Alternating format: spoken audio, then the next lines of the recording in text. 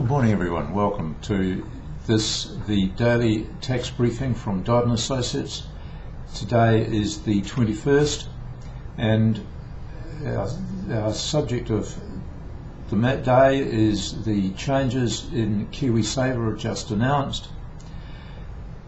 I'll be very brief because the point of these briefings is to be short and sharp, 10:30 every morning, and we hope to be finished by 10:35. So, Kiwisaver amendments.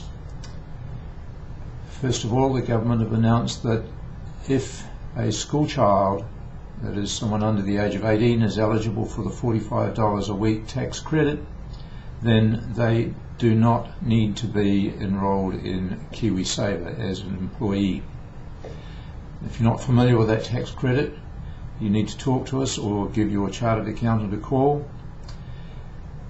Also related to Kiwisaver and children under the age of 18, the government have now sensibly suggested or ruled that such a child must have parental consent before they can be enrolled in the Kiwisaver scheme.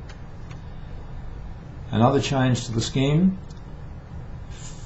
withdrawals for first home buyers have now been extended to cover leasehold properties as well as the traditional normal freehold property.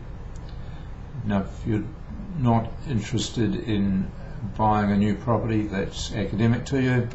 If you are and you're not familiar with the distinction between a leasehold and a freehold property, you should be getting a briefing from your lawyer. And finally, in the changes that I'm going to talk about that have been made to Kiwisaver, not the only changes that have been made, but the last one that I'll talk about this morning, is that if you are employing a temporary employee and he or she requests that you make deductions for Kiwisaver, you are now obliged to do that. And hand in hand with that, of course, you're obliged to pay the contribution, the employer contribution.